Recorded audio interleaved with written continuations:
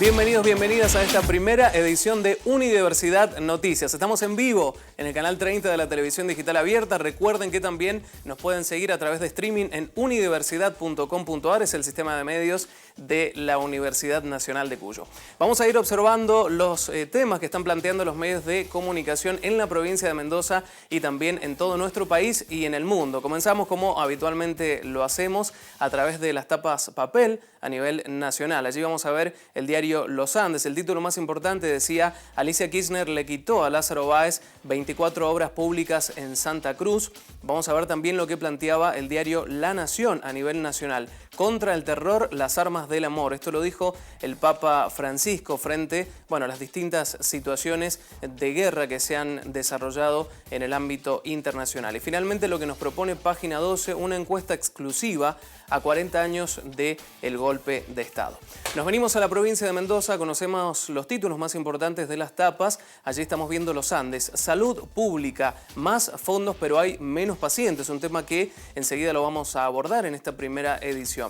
Vamos a ver también lo que planteaba el diario 1. En el Le Parc no cuentan con presupuesto para reabrir. Una situación complicada que viene desde el Ejecutivo Provincial anterior de Francisco Paco Pérez y falta de presupuestos principalmente para sonido y para luces en el Le Parc. Y finalmente lo que nos propone El Sol en su tapa, el título más importante decía: aplican en un caso el fallo que limita las definiciones. Bueno, enseguida también vamos a ampliar sobre estas informaciones. Tenemos mucho para compartir con ustedes y para eso tenemos un grupo de panelistas especializados en cada uno de los temas y en el análisis crítico de cada uno de los temas. Acompáñenme.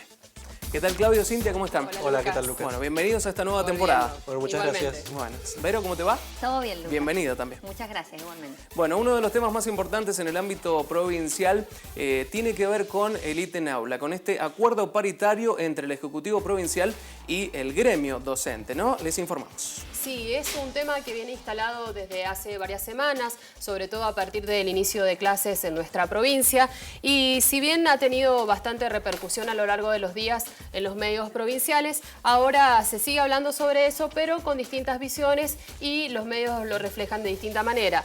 Por ejemplo, el día de hoy apareció en la tapa de diario Los Andes, pero en un lugar muy pequeño de la tapa de esta mañana, dice que es el ítem aula, quiénes lo cobran y quiénes no, es lo que plantea Los Andes en su tapa, y tiene un correlato a nivel online. La tapa de Los Andes habla también en su portal Los Andes más precisiones y alcances sobre el polémico ítem aula.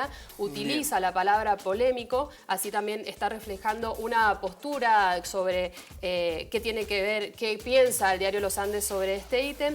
Uno también hace lo mismo, advertencia a los docentes, dice en su portal online: el ítem aula con un día de paro ya se pierde, es lo que dice el diario 1, toma la postura del gobierno, citando a Jaime Correa, el director general de escuelas, en este caso. Claro, cita textualmente una frase de Correa, ¿no? Exactamente, y así también refleja su postura, digamos, la postura oficialista en este caso. Bien, ya no se habla más, Cintia, del acuerdo paritario, ¿no? Que efectivamente ya pasó y se cerró. El foco está puesto en el ítem. Decreto. En el decreto que se aprobó y es lo que actualizan los medios, está puesto en ese foco. Unidiversidad tiene la postura, en este caso, de los docentes, porque habla de huelguistas sin ítem aula y se viene otra pelea gremial. En realidad es el único que nombra a los docentes en los títulos que aparecen el día de hoy. Mirada desde los docentes es lo que podemos ver en este caso. Cito Andino dice también: sin vueltas, quedó ratificado el aumento por decreto a los maestros. El foco está puesto en el decreto y también en lo que pasará a futuro en estos próximos días. Muy bien, ampliemos un poco la información, Ver. Bueno, recordemos que los docentes y el Ejecutivo Provincial no llegaron a un acuerdo salarial. Es por esto que el gobernador Alfredo Cornejo decidió realizar el aumento por decreto, el que necesitaba una aprobación legislativa que finalmente logró. Bueno, ahora el Ejecutivo anuncia entonces que este acuerdo, que esta falta de acuerdo y este aumento por decreto estará en marcha a partir de marzo, y los diarios lo que hacen un poco es dar explicaciones sobre cómo va, a quién va a afectar y a quién no, a quién van a beneficiar este ítem aula, que recordemos significa un 10% del aumento que da el Ejecutivo. El diario Los Andes lo que hace en su portada es ir explicando a quién le va a corresponder y a quién no este ítem, siguiendo, por supuesto, sobre eso, lo ¿no? que dice el decreto. Ellos siguen el decreto, dicen artículo 1, tal cosa. Bueno, dice que va a corresponder a todos los profesionales de la educación que efectivamente estén trabajando en la escuela, a todos los que, que se va a perder para quienes tengan más de 3 faltas o más de 10 anuales que no pueden ser correlativas, que no lo van a cumplir los que estén en cambio de funciones, es decir, que realicen otra función fuera de la escuela, que sí los van a tener los que tengan licencia por maternidad, una licencia por enfermedad que esté justificada a través de la ART. Entonces va dando explicaciones de quién va a tener este beneficio y quién no. Bien.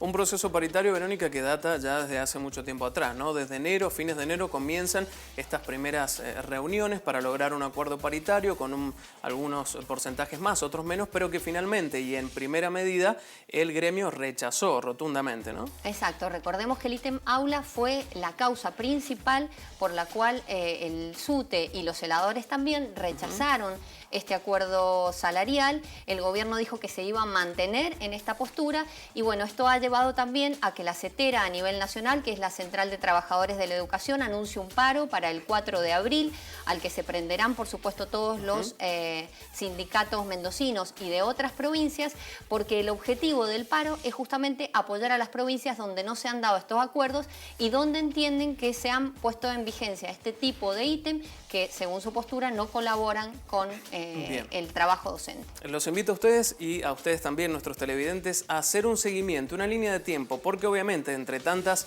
idas y vueltas por este acuerdo, uno pierde la trayectoria, ¿no?, que ha tenido todo este proceso paritario. Comenzó allá por el 5 de febrero, fue el primer desarrollo que tuvo este encuentro, la primera reunión paritaria. El 15 de febrero próximo, ¿qué hace el Ejecutivo? Plantea la primera propuesta, ¿no?, del 18,9% de suba salarial de marzo a julio y reabre la discusión en agosto. ¿Qué dijeron obviamente los docentes? No estamos de acuerdo.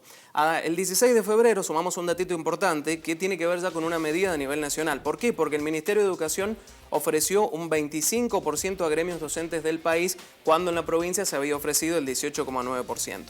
17 de febrero el gobierno ofrece una suba salarial del 22,6%, el SUTE nuevamente rechaza y ya comienza a hablar de medidas de fuerza en el comienzo de clases. 22 de febrero se mantiene esta oferta, por más que el gremio lo había rechazado, pero se establecen algunas modificaciones y allí comienza ya a regir este concepto del ítem aula, ¿no?, que el gremio también lo rechaza y resuelve no aceptar. 25 de febrero, SUTE convoca un plenario provincial donde todos los departamentos se reunieron para tratar este tema. Obviamente estaban en desacuerdo con el aumento y también con el ítem aula.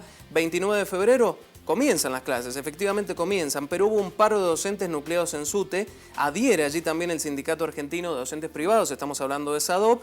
Desde SUTE aseguran más del 90% de acatamiento. Esto obviamente es lo que decía el SUTE, que decía el gobierno solamente el 50% de acatamiento de los docentes. El 2 de marzo se realizó la quinta reunión, se ratifica la propuesta del gobierno, el SUTE la rechaza. El 8 de marzo el gobierno oficializó la propuesta de un incremento del 32%, pero en 2 tramos, y se mantiene efectivamente el polémico ítem aula. El 10 de marzo hubo un paro por 24 horas y movilización, no se dictó clases.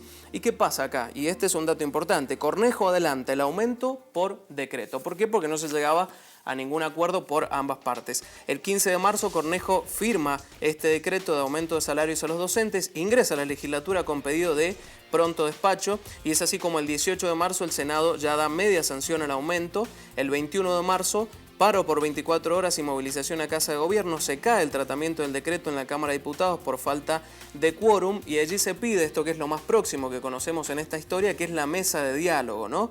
algunos referentes, algunos legisladores dicen, bueno, vamos a escuchar voces de distintos frentes a ver si están de acuerdo con el ítem aula, si no están de acuerdo. Recordemos que ya tenía media sanción. De alguna manera, esta mesa de diálogo fracasó y así llegamos al 23 de marzo donde se logra la sanción definitiva en la Cámara de Diputados. Quisimos tomarnos este tiempito para que usted vea todo el tratamiento que hay detrás de un proceso paritario, ¿no? Exacto, en el que además están enfrentadas las posturas muy claramente de los docentes a través de su sindicato y del Ejecutivo Provincial. Bien, antes que nos mate la productora, nos vamos a las redes sociales. Claudio. Bueno, desde que se inició el conflicto, es que el ítem aula, sobre todo, es el que estuvo ocupando principalmente las redes sociales. También estaba con el chiste, ¿no?, que usaron también los docentes en la calle, el ítem jaula, como le llamaban ellos. También hubo muchos tweets a lo largo de todo este tiempo dedicados a algunos de los legisladores como Niven o Guillermo Pereira, ¿sí?, que se abstuvieron de votar para el decreto, pero que los pusieron en una posición incómoda porque dicen que siguen apoyando al gobierno provincial. Bueno, aquí repasamos un poco las novedades de hoy en las redes sociales. En este caso, lo dicho, ¿no? En este caso, el periodista Pablo Icardi, a través del diario Vox, decía: el gobierno liquidó los sueldos y no pagará el ítem aula a los docentes que hicieron paro. Esta es la información que estaba replicando la mayoría de los medios.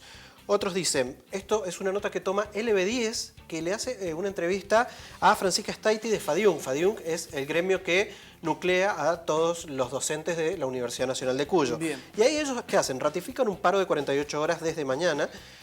Y además dicen que temen por el ítem aula. ¿Por qué? Porque dicen que Mendoza es un laboratorio de políticas nacionales, o sea que temen que esta situación del ítem aula se replique además en otras situaciones y en otros ámbitos de la provincia y de la nación. Ayer el Papa dio un mensaje, y esto es muy curioso. El Papa ayer decía: Jesucristo ha resucitado, el amor ha derrotado al odio, la vida ha vencido a la muerte, la luz ha desterrado las tinieblas. Y alguien desde acá le dice, su santidad, dice: en Mendoza están destruyendo a los docentes con decretos de ese de piel de cordero. Cornejo, dice Cornejo, ese que usted recibió. O sea que aprovecha y le escribe al Papa para que lo ayude con este asunto. Y finalmente alguien dice: acá tiré el tema ítem aula en presencia de mis primas maestras. Están a punto de volar los huevos de Pascua por todos lados. O sea que el tema es sensible, esto ya es un reflejo. Y la sociedad se suma un poco a la discusión en general, ¿no?, de los docentes. Como decía, desde que se inició este tema, en las redes sociales ha sido el reflejo justamente de eso, ¿no? De lo que se charla en las casas, en las aulas, en los trabajos y demás. Bien, los temas que están posicionando los medios de comunicación se los estamos contando a través de esta primera edición de Unidiversidad Noticia. Momento de hacer un corte, ya venimos. Esta también.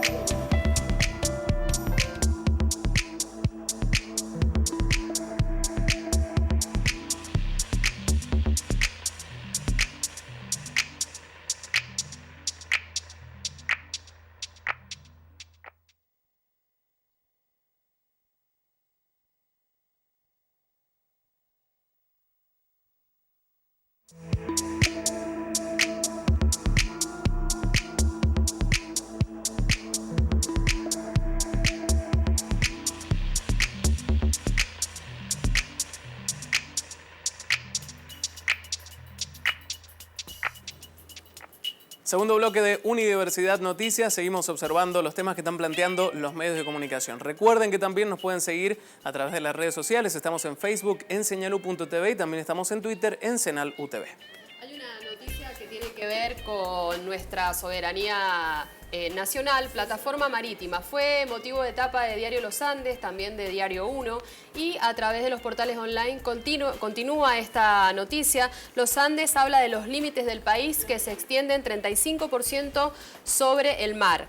Y Sitio Andino también hace una nota que explica en qué cambia tener una plataforma marítima más amplia. Vox también hace repercusión sobre esta noticia y dice que la ONU reconoció la soberanía argentina en el Atlántico Sur. Muy bien, ampliemos, Vero. Bueno, primero digamos que esta novedad que dio la ministra de Relaciones Exteriores de la Nación, Susana Malcorra, se da justamente a 32 años del desembarco en las Islas Malvinas. Recordemos esto y es importante Claro, para un hecho entender... histórico. Exacto, para entender esta situación, no es porque sí, digamos. Fue entonces la canciller quien anunció esta novedad, que es más que nada la ampliación en un 35% de la plataforma continental de Argentina. Esto es un trabajo que hizo una comisión de expertos argentinos y que luego fue analizado por expertos de la ONU y que finalmente fue ratificado. El reclamo lo hizo Argentina en 1999 y desde ahí fue siguiendo este reclamo y aportando documentación. Finalmente, este organismo internacional le dio la razón y extendió la plataforma. La canciller resaltó la importancia de esta decisión, dijo textualmente: esto reafirma los derechos de soberanía de nuestro país en una zona política, económica y estratégicamente tan importante como el Atlántico Sur. Además, esto incluye, recordemos, el tema de las Islas Malvinas, que está en disputa, sigue en disputa con el Reino Unido, aunque siempre Argentina ha defendido, por supuesto, su soberanía sobre las Islas Malvinas. ¿Esto tuvo repercusión, Claudio, en las redes? Sí, había de todo un poco.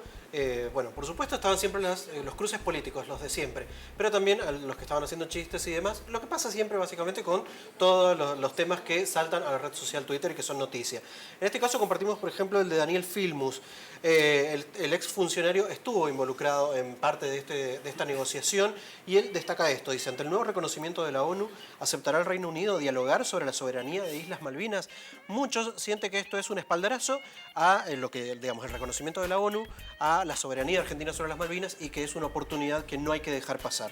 Otros dicen: a 5 días de Malvinas, hoy 28 de marzo, es un día histórico. La ONU avaló la posición argentina sobre la plataforma marítima. Y este es un dato interesante, dice: es 1.7 millones de kilómetros más, eso que suma la Argentina, que no es un dato menor tampoco. Claro.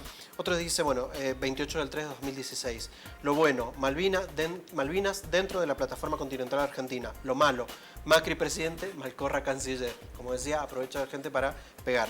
Otros dicen: recuperar territorios y la importancia de la soberanía. No fue magia, tampoco fue Macri, dice este, y comparte allí el link, ¿no?, que lleva justamente a la noticia con esta novedad.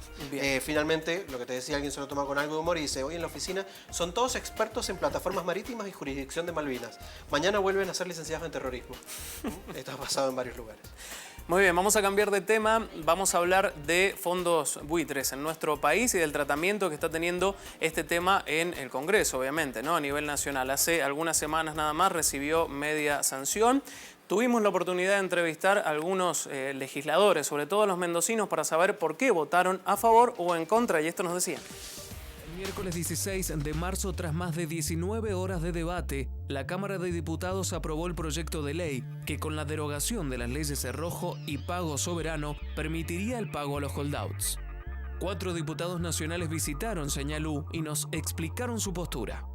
La pelea que se dio en diputados entre el bloque oficialista y el bloque del Frente para la Victoria fue una pelea que, digamos, no trascendió en el sentido de una verdadera polarización o un verdadero enfrentamiento.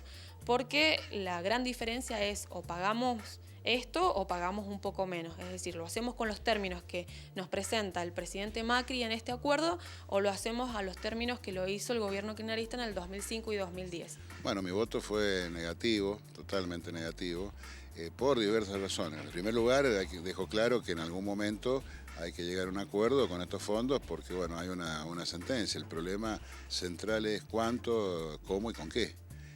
Entonces, bueno, entre los principales motivos es que esto no solucionaba el problema de la deuda externa argentina, así no nos sacaba del default técnico. ¿Por qué? Porque estábamos arreglando con una parte de estos fondos buitres, aproximadamente el 60%. Hay un 40% que quedan afuera, por lo tanto pueden seguir litigando y pueden mantener a la Argentina en el mismo status quo que estábamos hasta ahora. Yo voté negativamente por varias razones. Una de ellas es que es un acuerdo muy costoso.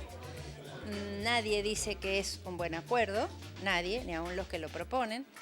Este buen acuerdo, entre comillas, se hace justamente porque partimos de negociar desde una posición de mucha debilidad. Y esta debilidad tiene que ver con ese plazo que nos impusimos de terminar el problema en abril. Con 165 votos a favor, 86 en contra y ninguna abstención, el acuerdo con los holdouts logró media sanción. Uno de los votos a favor fue el del diputado Luis Borsani, de la Unión Cívica Radical. La posición nuestra era la posición de resolver un conflicto histórico que debíamos ya concluir, dar vuelta a la página y poner al país en el tránsito del crecimiento que requiere inversiones, inversiones que cuando se producen generan nuevos puestos de trabajo, posibilidades económicas. En fin, la economía venía parada desde hace 4 años, sin nuevos empleos, de modo que era necesario dar vuelta a esta página, y esto significaba cerrar. Cerrar significaba pagar a un costo más alto del que se debería haber pagado si se hubieran hecho bien las cosas. Si bien no podemos estar conformes, si bien esto no nos gusta, es lo posible, y la responsabilidad nos indica que debíamos votar afirmativamente.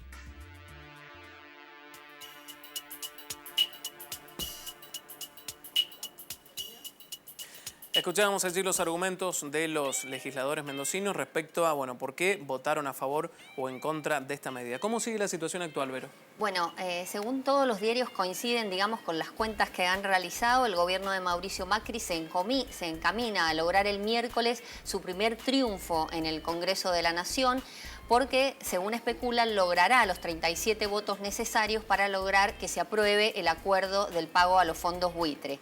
Necesita 37 votos y ha realizado acuerdos. Por supuesto, va a tener los votos de los oficialistas, todos los que conforman Cambia, el PRO, la UCR, también con el apoyo del Frente Renovador, el Peronismo Federal y algunas fuerzas provinciales, y también se vieron favorecidos por esta división del Frente para la Victoria, porque recordemos que el oficialismo no tiene en este momento mayoría en la Cámara Alta, pero sí con el apoyo de del Frente Renovador y sobre todo, dicen las notas, de los gobernadores, porque muchos unen este tema de aprobar el pago a los fondos buitres con lograr después préstamos a nivel internacional para las provincias que lo necesitan. Tal es el caso, por ejemplo, nombra los diarios de Alfredo Cornejo, que podría pedir préstamos después. Bien.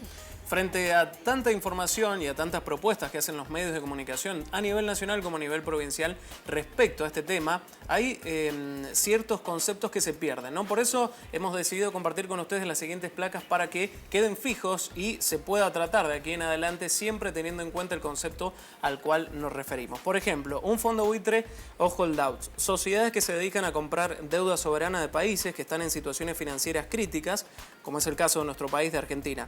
Estos fondos compran títulos de deuda a un precio muy bajo e intentan venderlos a un precio más elevado del que pagaron por ellos. ¿Por qué fondos buitres? Bueno, son aves rapaces que se alimentan de animales muertos, esto es lo común, lo que se conoce, ¿no? Y se hace algún tipo de paradoja de adjetivación que tiene mucho que ver con esta filosofía, ya que subsisten gracias a deudas, estados y empresas que están al borde de la muerte.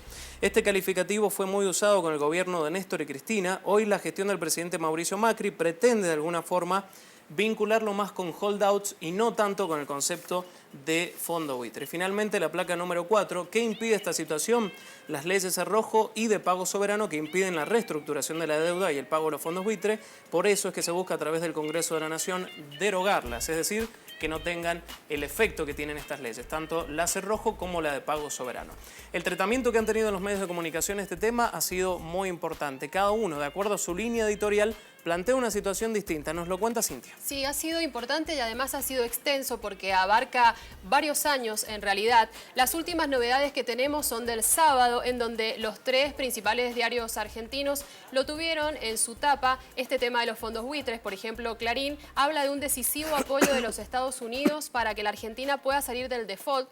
Dice que el gobierno de Barack Obama hizo una presentación ante la justicia de ese país para que se allane el camino al acuerdo con los holdouts. La Nación también, en su tapa el sábado 26 de marzo, dice que el gobierno intenta postergar el pago a los holdouts. La justicia de Nueva York citó a una audiencia para el 13 de abril y que el proceso para salir del default se transformó en un vía crucis para el equipo económico argentino.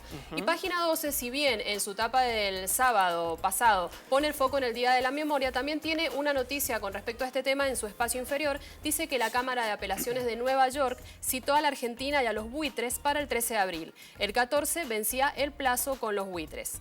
Y tiene una nota de opinión de Thomas Lukin que se llama un toque de suspenso en la entrega a los buitres. Este tema viene instalado desde 2014, desde febrero de 2014, tiene una larga data y cómo ha sido tratado en los medios. En junio del 2014 es donde más se habla del tema de los fondos buitre y... se le asigna este calificativo, ¿no? Que obviamente es perdurativo. Ahí empieza a hablarse de fondos buitre y cada uno de los medios que toman este tema tienen distinta manera de ponerlo en el foco, ponerlo en la agenda. Por ejemplo, Página 12, Tiempo Argentino, Ámbito Financiero, apuntaron a la apelación argentina ante la Corte Suprema de los Estados Unidos en esa época. Los diarios opositores que fueron opositores hasta el año pasado, como Clarín o La Nación, y también los oficialistas, como Página 12, coincidieron en darle todos los días un protagonismo. Algunos a favor, otros en contra, pero siempre se hablaba del tema de los fondos buitre. Ahora lo hacen desde la otra vereda, han cambiado. Y hablan mucho de holdouts, ya no de fondos buitre, sino... Tienen distinta manera de ver las cosas. Clarín, La Nación hablan más de acuerdo, de holdouts, de salida del default.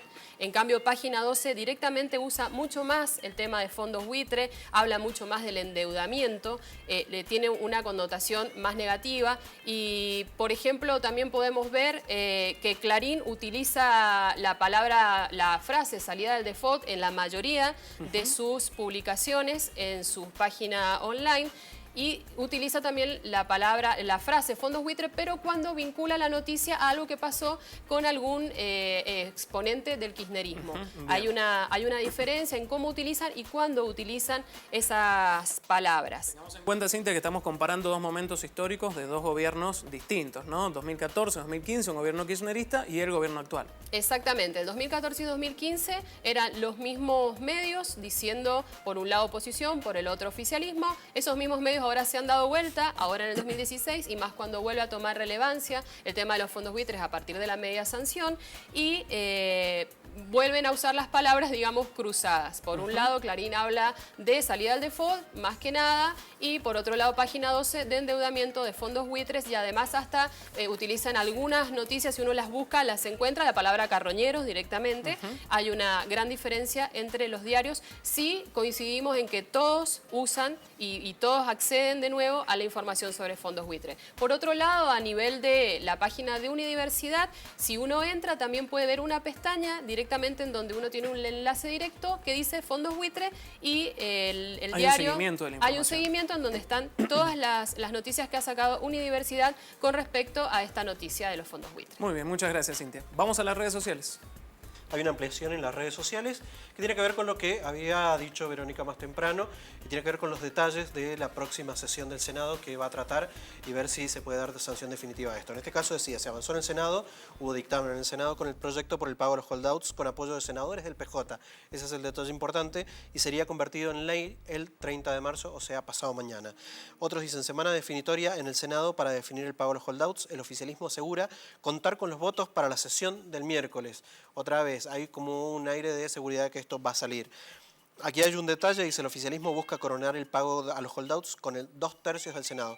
Y ahí está el detallito, dice, en total hay 72 senadores, el quórum se logra con 37 y espera lograrlo con 48 votos, o sea, con 2/3 del Senado. Finalmente, hay otra nota que está dando vueltas y que muchos medios habían replicado y dice, por el acuerdo con los holdouts, caerán juicios en el exterior contra Cristina, Báez y López. Y esto tiene que ver con esta medida de que no iniciar acciones legales contra el país si se logra este acuerdo, o sea que muchos están especulando que este podría ser el efecto no deseado por el presidente Mauricio Macri si logra este acuerdo, porque la idea es no seguir la litigiosidad contra el país por parte de muchos fondos buitres más allá de este acuerdo. Estamos observando los temas que están planteando los medios de comunicación en la provincia y también a nivel nacional y la repercusión que tienen cada una de estas noticias en las redes sociales, que al fin y al cabo es lo que opinan los ciudadanos, ¿no? Momento de hacer un nuevo corte, ya venimos.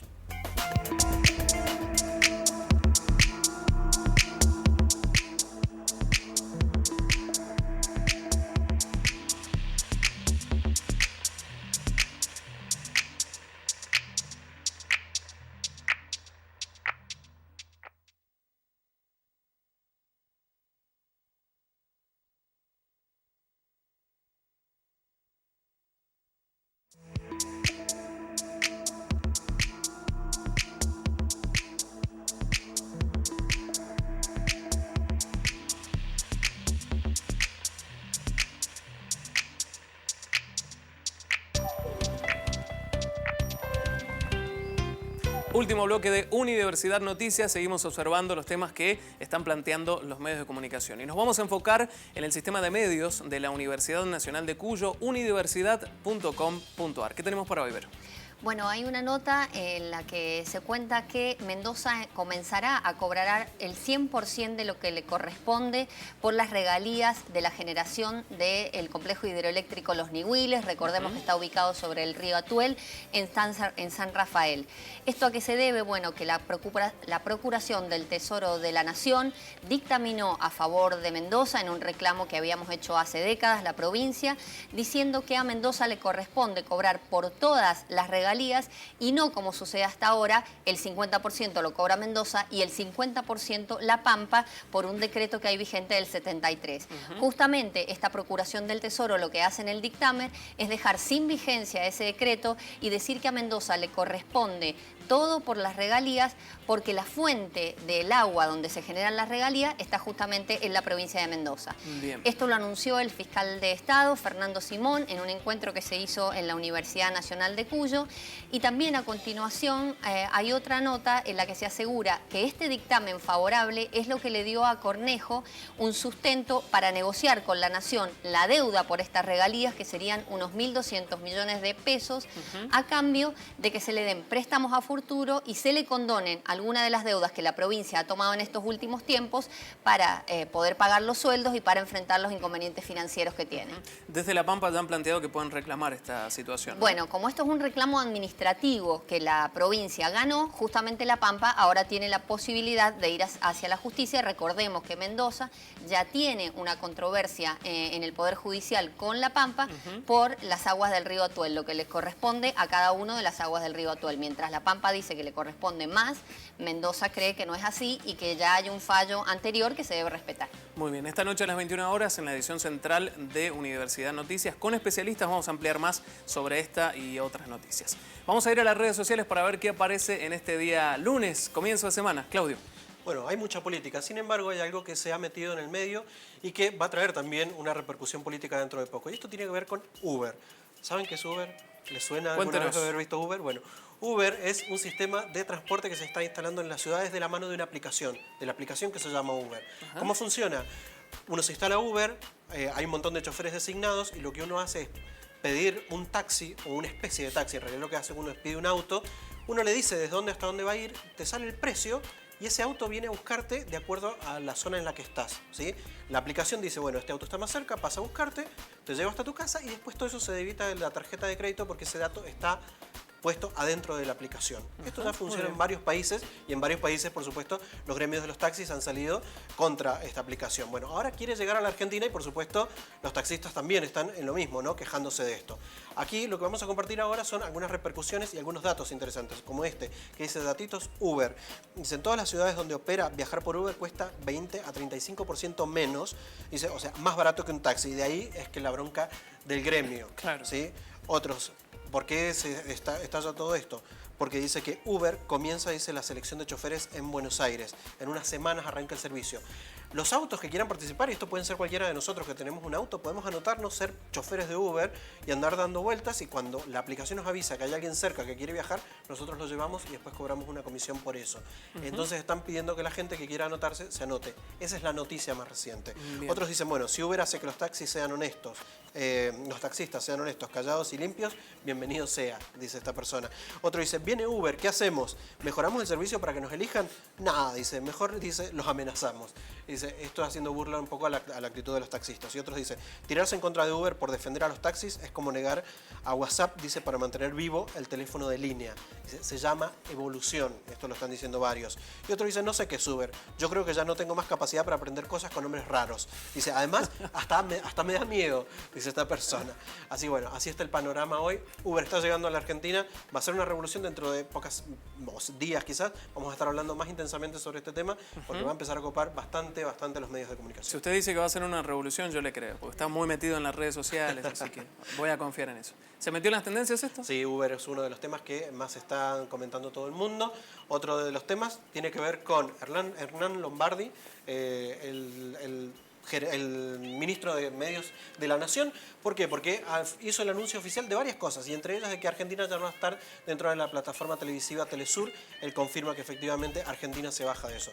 Hoy River hoy juega contra Peñarol en la inauguración del Estadio Mundialista de Uruguay, ¿sí? Esta es una reapertura, es un partido amistoso, y esta noche está ahí, están todos diciendo, bueno, hoy River haciendo el aguante. Daniel Osvaldo se lesionó, se queda otra vez fuera de Boca. También está haciendo tendencia porque parece que volvió con su ex, y ese es el otro temita también por el cual todo el mundo... Sí, parece que tiene más éxito en volver con la ex que en jugar en Boca, pero totalmente. Bueno, ese es otro tema. Y finalmente lo de siempre con el hashtag Buen Lunes, es para desear que todos tengan una buena jornada en el día de hoy. Bueno, por supuesto, nosotros también nos sumamos a ese deseo. Se nos acabó el programa. Muchas gracias por habernos acompañado. Vero, Cintia, Claudio, será hasta mañana. Hasta mañana. Bueno, a ustedes también les deseamos que tengan una excelente jornada. Recuerden que a las 21 horas comienza la edición central de Unidiversidad Noticias. Allí actualizamos la información y agregamos un poco más de profundidad. Nosotros nos vamos a reencontrar mañana a las 13, por supuesto, en el canal 30 de la Televisión Digital Abierta. Será hasta mañana. Muchas gracias.